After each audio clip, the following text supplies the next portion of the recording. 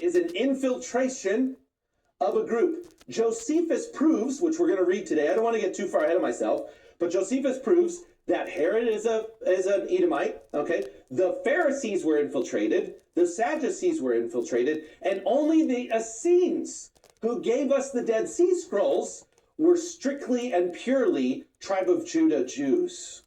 Isn't that interesting? So Revelation chapter 3, verse 9, behold, I will cause those of the synagogue of Satan who say that they are Jews and are not, but lie. I will make them come and bow down at your feet and make them know that I have loved you. Now, they're going to hate that because Edomites are very arrogant. If you listen to Talmudic Judaism today, it's very arrogant, very prideful. They think Jesus is boiling in excrement in hell. That's very arrogant, very prideful, okay? But here's the point I want to make for Christian Zionists that maybe you got sent this sermon by somebody who wants to help you understand, okay? You must define who Revelation chapter 3 verse 9 is. Because I don't see any Christian Zionists talking about this passage at all. They're just talking about, you got to support the Jews. They're God's chosen people. Ted Cruz went so far, Senator Cruz went so far as to say, listen, that if you say Christ is king, that's an anti-Semitic statement now. Is that crazy? He said it. They're not Jews. Everybody say, they're not Jews. They're not Jews. I see a lot of debating going on the internet right now, especially on X. If you're active on there, that's where news breaks first. And you will find actually a lot of Christians arguing about the Jews in Jerusalem. And there's a fundamental flaw to this argument that's occurring. One group is trying to argue, hey, these Jews are bad, and another group is trying to argue, well, even though they're bad, they're still the Jews, and we have to bless them.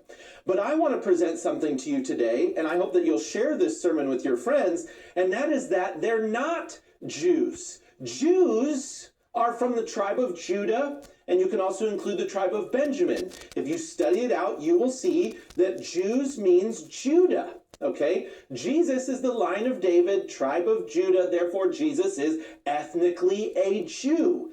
But something occurred prior to the first century, and it was called the Maccabean Revolution or Revolt.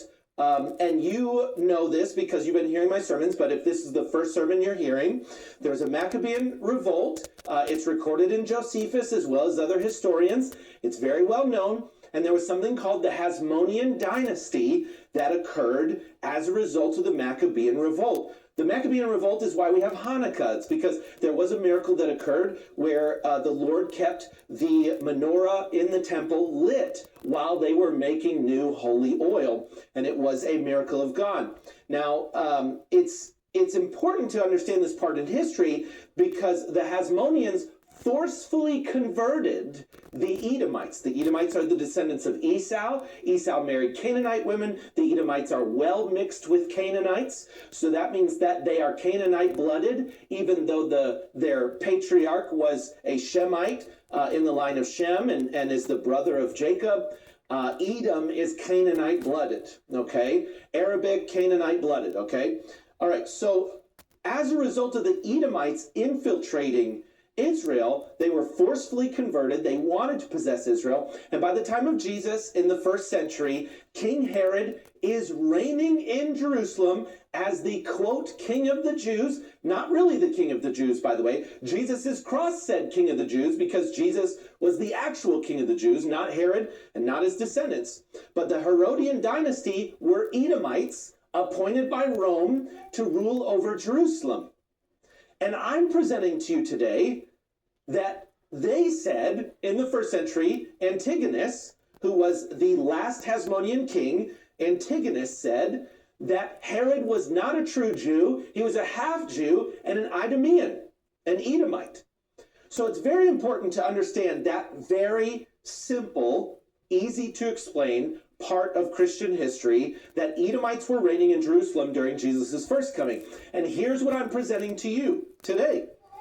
That Edomites are ruling in Jerusalem at the second coming, and that they are already in Jerusalem ruling now.